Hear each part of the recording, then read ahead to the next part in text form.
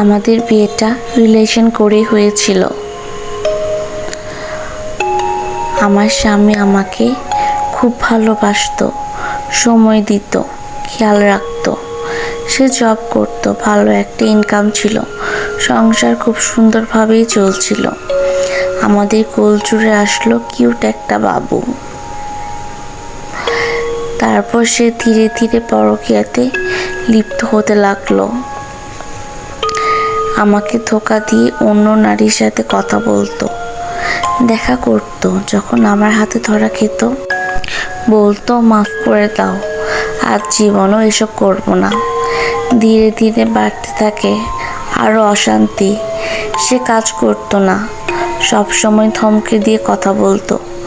আমি আমার বাপের বাড়ি থেকে টাকা এনে তাকে দিতাম হাত খরচার জন্য।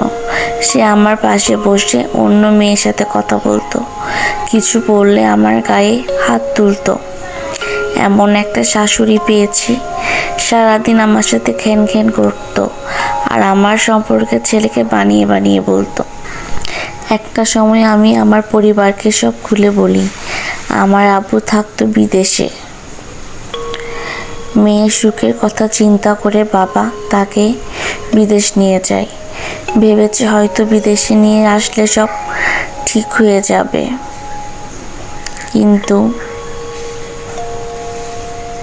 সে বিদেশে গিয়ে আরও খারাপ হয়ে গেল। অন্য মেয়েদের সাথে কথা বলা আরও বাড়িয়ে দেয়। এদিকে আমি তার একটা কলের জন্য অতি আগ্রহে বসে থাকতাম, কিন্তু আমার কপালে যে সুখ নাই তার হলো না। যখন আমার খুব খারাপ ফিল হতো তার সাথে কথা বলার জন্য ব্যাকুল হয়ে যেতাম। আমি কল দিলে আমাকে গালি দিত, তালাক দিবে বলে হুমকি দিত, সব কিছুতে ব্লক করে দিত। কখনো মন চাইলে আমি আর আমার ছেলের জন্য 5,000 টাকা করে পাঠাতো।